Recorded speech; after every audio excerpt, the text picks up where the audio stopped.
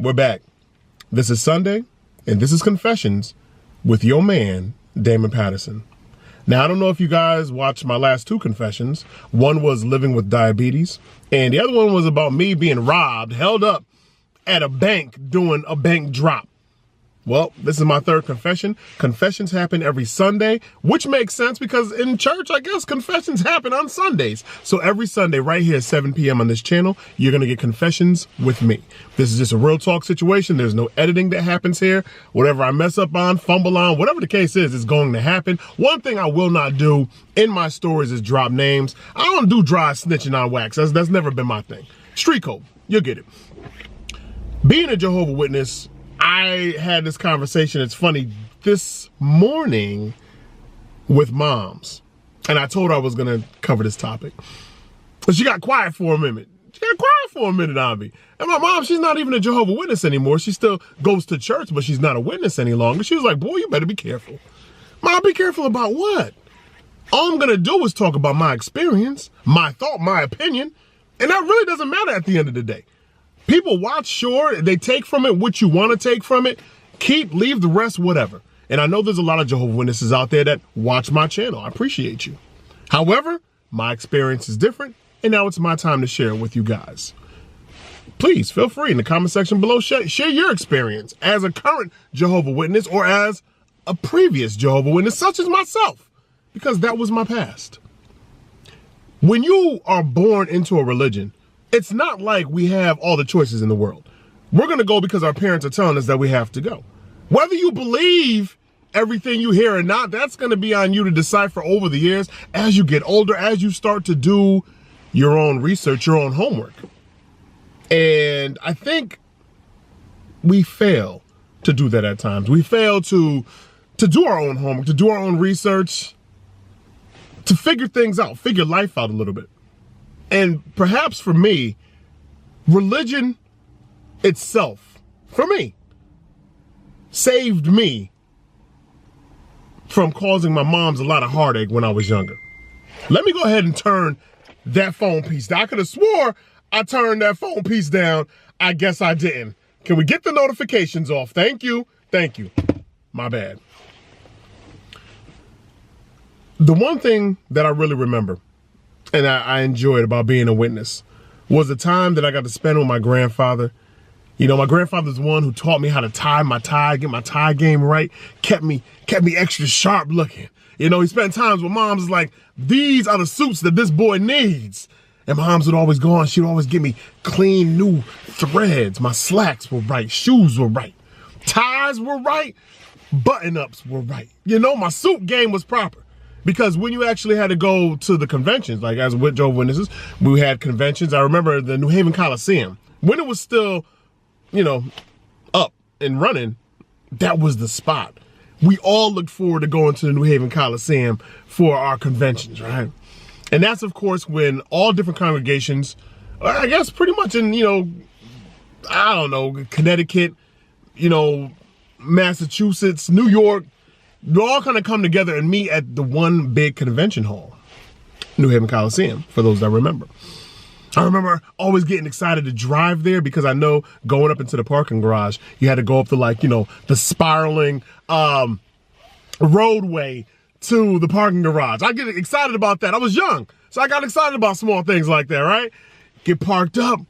You always had to take the longest escalator down to get into the front doors. It was I kid you not. And being the fact that we all came around the same time, there was a long line, like a new iPhone was coming out or a new, you know, Note was coming out. The longest line that kind of wrapped throughout the parking lot just to get on the escalator, just to sit there and go down for an hour. It felt like you were going down for a whole hour, y'all, just to get to the front doors to get inside the New Haven Coliseum.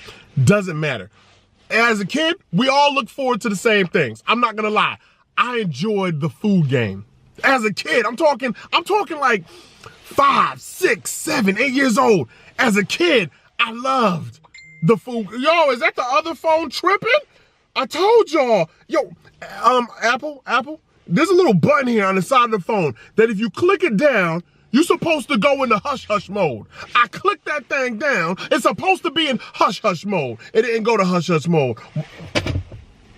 I got 2 phones back to my... Why are you still going off? What is... Oh my goodness, give me a second. Yo, I just turned the ringer all the way down and it's still bing-binging. You still bing-bing. Why? Why? Let me go to my settings real quick. I'm sorry, y'all. I turned the notifications down, off. I'm about to shut the phones down. Y'all got to cut this out. Come on, come on. Get it together. Forget it forever. Back to the story.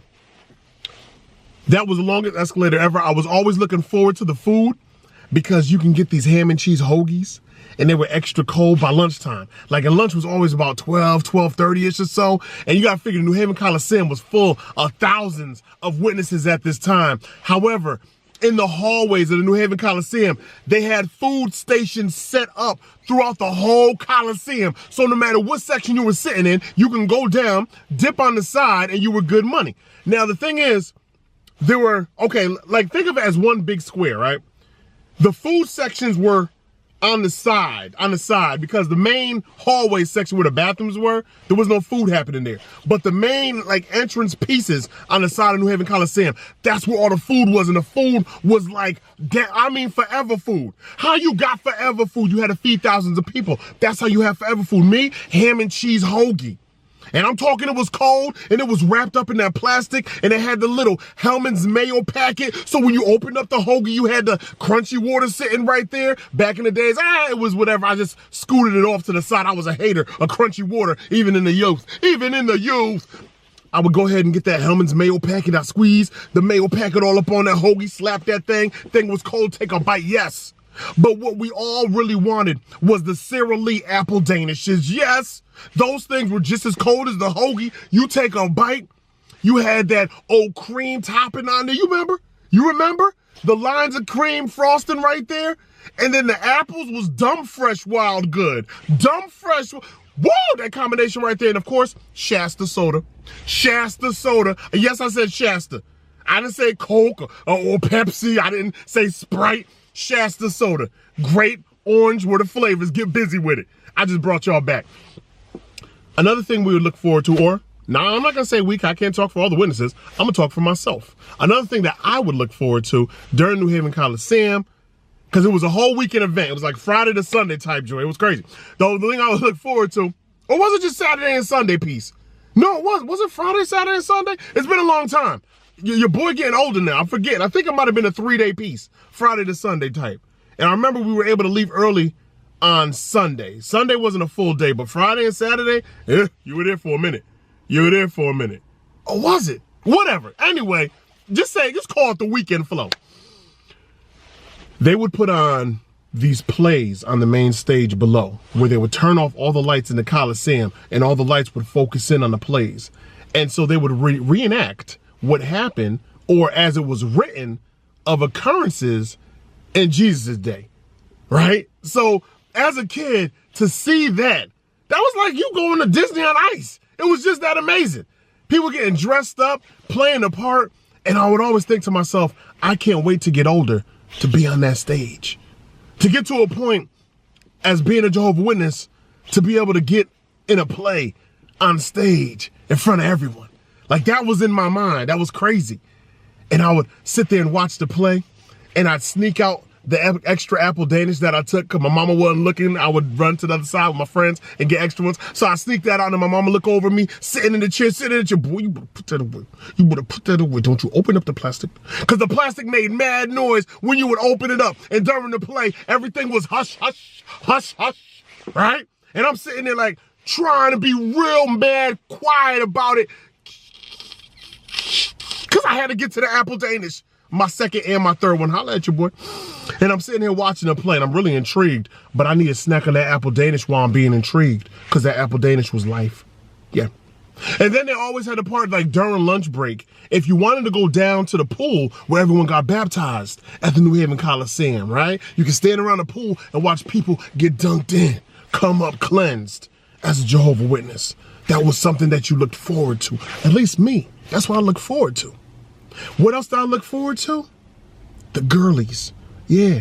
The gumdrops. Yeah. Because everybody's parents kind of scattered about. So it left all the kids, like we were there in the building, like our parents knew where we were at. But you would always see one of your boys walking off with a gumdrop, sliding by the escalator, taking the long hour escalator back up, headed to the pool. Where you going? Where you going? And it's worse because I had no game back then, you know what I mean, with the ladies, like, and they probably thought I was cute with a dimple or something, but they weren't really rocking with me like that. They weren't messing with me like that. So no matter how much talking I was doing, it wasn't never ever really working. Whatever, that's a whole other story. It's a whole other story. But growing up as a Jehovah's Witness, I had 3 days a week that I would have to go to the Kingdom Hall. So there was Sunday, of course, because the same time you guys go to church. Sunday, that was, oh my goodness, I'm going crazy, baby. Was it 2 hours? Was it 2 hours? Or was it no, it was 2 hours. I believe the first half of it was just pretty much, you know, I reading verses from the Bible and pretty much talking to the congregation, and then we would go over the Watchtower and answer questions in the Watchtower. And you can always paraphrase the things that you were actually reading, but you wanted to make sure that when you raised your hand and they brought over the mic to answer the question about what we were actually covering in the Watchtower about that specific topic, that you weren't pretty much giving out the answer that was sitting right there, but that you actually did a little bit of homework, some research. So they always did promote doing your own homework, doing your own research, figuring things out for yourself, and pretty much sharing what you have learned with the congregation. Now, when I was young, I always said, oh, I want to be on that stage. I always wanted to talk to the congregation. Well, I got my chance. At 7 years old was when I gave my first talk to the congregation. And those talks were only 5 minutes in length. My grandfather would help me with the talks. We'd go through the Bible, catch a couple verses up there. Once again, it's the notes. It's the notes that you kept, and it was the focus that you kept with the audience that was everything. Every time you would give a talk to the congregation, right? When it was over, you would sit back down, and then one of the brothers would actually get up, get back on stage, and pretty much break down your talk to the congregation, things that you can do to improve on, things that you've done well. So it was training the youth to be able to speak fluently to people directly, to be able to do our homework, do our research, and then take that information and provide it back to the people. That's what it was all about.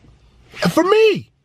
And it was amazing because I was finally on stage. In the back of my mind, I'm like, you know what? I'm that much closer to being a character in one of the plays at the New Haven Coliseum because I'm already here on stage. Let me just get this together. And some talks were better than others. And I remember there were certain times my grandfather was like, no, this one I'm going to let you do on your own. This one I'm going to let you try to figure out on your own. Now, as a kid, the mentality's a playful mentality. All I want to do is play. I didn't want to study. I figured if my grandfather already did all the studying, you're already, an elder status in the congregation. I don't have to do no work. My grandfather's going to do the work. Me, I'm going to just present his work to the people. He got to a point, he was like, no, you're going to have to figure that out. You're old enough to do your own homework, to do your own research, and to bring that back to the congregation. You could always tell my grandfather helped me, because those were the talks where I was bubbling. I was confident. Why? I had the illest notes ever because my granddaddy gave them to me. I had those notes sitting there on the podium right there. And I wasn't the tallest one in the world. I was short. So they always had the mic, down a little bit for your boy. And my voice kind of projected out. Bow. And all the eyes in the congregation, they're on you. The eyes are on you. Don't mind the phone. The phones are tripping. Don't mind them. The eyes are on you right now. So you're nervous. Your palms are sweaty. Your heart is beating crazy while you're on stage giving a talk. Because you don't know when you're going to fumble over your words, when you're going to lose your place on the note card. You have no idea. How good is your memory? Some talks, I won't even lie, I'm good at telling a crazy, wild story. Sometimes I went so far to the left it had nothing to do with the Bible. And they're like, damn, the story was good, but we could tell you didn't do what you were supposed to do. You didn't do the homework. You really didn't do the research. You gave a great talk. We can't take that away from you. But you just went all the way over there. What are you doing? Get focused, realign, get yourself together.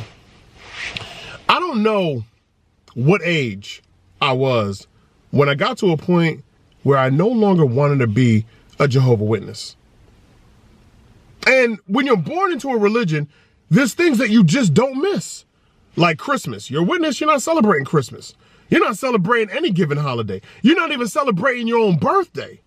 These are the things that you don't miss and you don't question, because if you're born into the religion, it happened that way from the very beginning. That's all you know. But as you get older, and then, you know, kids are talking about their Christmas in school and talking about their birthday in school, you slowly start to, hey, I wouldn't mind doing Christmas at least once. Mom, what's up? Mom, can we do Christmas at least one time? Boy, no, sit down. Mom, my birthday coming around, I'm saying, can I get those new Nikes? Boy, sit down.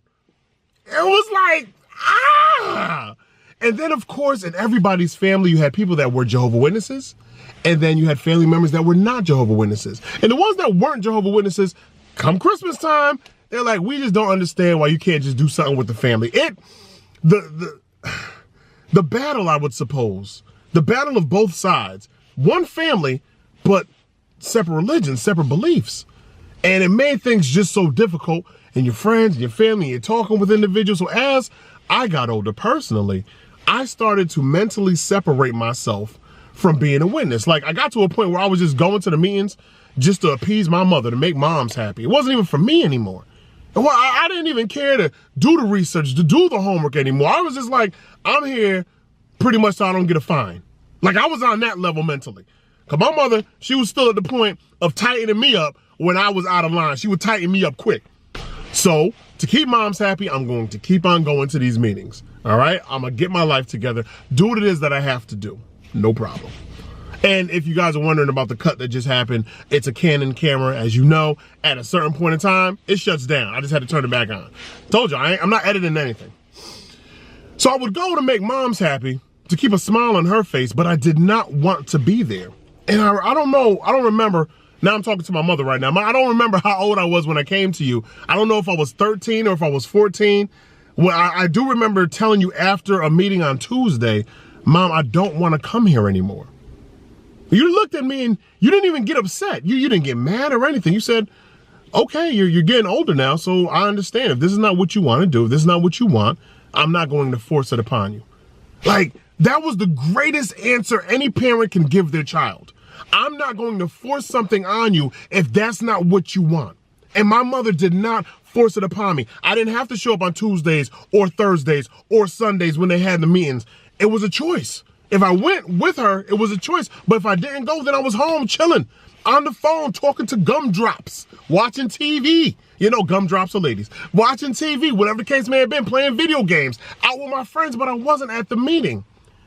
And I can't lie when I say I felt a sense of relief, a sense of freedom, finally. And now I'm like, okay, well, now that I'm not going to the meetings, do I start celebrating my birthday? Do I start celebrating Christmas? And my family still goes to the meetings, so I can't celebrate it with them, but maybe I'll just go over to somebody else's house and celebrate it with them. I don't know, because now I have a sense of freedom about me where I can make a decision of, do I take everything that I learned all my life as a Jehovah's Witness and I keep that and I maintain that, or do I just let go and just run wild and figure it out and then come back later if figuring out isn't what I want? Because that was my safety net, being a Jehovah's Witness. That's what kept me off the streets and kept me not doing drugs and kept me not doing alcohol, like kept me from abusing any kind of substance out there, because my whole entire focus was spent on religion. Every free moment I had was religion-based. Let's talk about a reality, though. I wasn't the only one feeling this way, apparently, as a young child. See, once I started hitting 13, 14, 15, they started having parties, witness parties, right? Where it was more witnesses than anything else. And a couple, as they call them, worldly people. It was called worldly. If you weren't a witness, you were in the world, worldly people. Crazy. But, oh, someone was creeping up slow. I didn't know what was, whoa, I thought I had to get out the truck. All right, but you were called worldly for whatever given reason because of, well, you were out in the world. However, the witness parties weren't what was to be expected of a witness party. I remember going to my first witness party. Don't worry. For those that rock with me back in the days, I'm not releasing names. I told you I don't move like that. I've seen some things at witness parties that had nothing to do with being a Jehovah's Witness. You would think you were at a worldly party. It was so real back then. And house parties back then, you know what happens when the lights go out at a house party. You know what happens in them dark corners. You know what happens when rooms get a little steamy all up on the windows. Heads are like, yo, go ahead and close that door. You ain't even see that. All I'm saying is I wasn't the only teenager feeling the way that I felt about being a Jehovah's Witness, because there were a lot back then that were acting up, acting out, doing what it is that they had to do on a Saturday night, and then coming to the meetings on Sunday acting like Saturday never happened. But that's just not being a Jehovah's Witness. That's any given religion. You sinning and grinning on Saturday, but on Sunday you got it together. You got it together. Sunday you're in your Sunday best. You got it together. It happens. It does happen. We're older now. Things have changed. Not much, but things have changed. Being a Jehovah's Witness saved me more times than not. It truly has. Definitely put me on a path where I knew, had I ever had children, the answer my mom gave me would have been the answer I was giving them from day one. Make your own choice. And as a kid, you don't know any better. You can't really make your own choice, right? But it's cool to know you have a choice to make. It's a good feeling on the inside to know that your parents are there to support you through good or bad. They're going to get you what you need. They don't have to get you what you want. You see what I'm saying to you? My mother made sure I had what I needed. My wants, I'm going to have to figure that out along the way. I didn't mind walking away from being a Jehovah's Witness. And to this day, I still don't mind not going to the meetings. I still have a belief in God. I still know that there's a higher power out there. And I'm not shaming anyone that doesn't believe in God. To each his or her own. To each his or her own. But there were so many times when my life was on the line that I was saved by that higher power. I'm going to put it out there just like that. I didn't save myself. Someone, something was looking over me to get me up out of that situation. Had nothing to do with me. Nothing to do with me at all. That much I do know. So I wrap this up because I know this video is long, and for those that made it this far, thank you. I appreciate you guys. I say being a Jehovah's Witness is a good name, is it bad? I want you to figure it out for yourself. I want you, any given religion, it's great to know the different religions, to try them all out if you need to find where you want to be in this place called life. To find out what works for you as an individual. Don't let somebody else tell you what works for you. I want you to figure out what works for you as an individual. My mother always tries to get me to come to church. I love her church that she goes to now. It's fun. They're informative. But church is just not me on every Sunday or on a daily basis. I'm off doing other things. I will attend from time to time, go through, put that smile on mom's face because I love to see her smile. That's mom's right there. You see what I'm saying to you? That's the one that brought me up. She's the reason that I'm able to do these videos. That's mom's right there, held me down. So when I have time and I can slide to church and put that smile on my mother's face, that's all that matters at the end of the day. I don't care about anything else. Sure, Mom, I'm not there every single Sunday. I know you would love for me to be. But I will be there. I will be there. And I remember just the last time I went to my mother's church, she was in a play. She was on stage. Never as a Jehovah's Witness was she ever on that stage in a play. She was on stage to, give a talk, but never on stage in a play. But when I went to her church, she was on stage in a play. And I know in my heart of hearts, had I been attending church with moms, I too would have been on stage in a play. And I never made the play stage as a Jehovah's Witness. Never made it, not once. Always watched from my seat. So you don't know where the time will take you. You have no general idea. But again, when it comes to religion, when it comes to being a Jehovah's Witness, I want you to figure it out for yourself. Figure out the pros, weigh out those cons. When it comes to being a Christian, you see what I'm saying to you? Any given religion, whatever, if you're Muslim, any given religion, I want you to do your homework first. Figure it out for yourself. See what works for you. Maybe just a belief in a higher power, belief in God works for you. And that's all you want. That's all you need. But maybe physically being there inside of a church is what works for you. Maybe daily, Monday through Sunday, 3 days a week, 1 day a week, whatever it is. I want you to find your space in this world. I truly do. I thank every last one of you for watching, being a Jehovah's Witness with your main man, Daym Patterson. These are confessions that will happen at 7 p.m. every single Sunday. I will have a new story for you guys. I hope that you enjoy them. I hope you pull something away from these stories. I love when you send me emails. You can keep sending me emails, teamdaym@yahoo.com. You know, share your thoughts about the stories I'm sharing with you, or your own stories, whatever you guys want to do. I greatly appreciate it. Thank you for watching, and I'll see you guys tomorrow, because every day now, Monday through Sunday at 7 p.m., I'm going to have a video for you right here on YouTube. All right? I love you guys, man. Take care.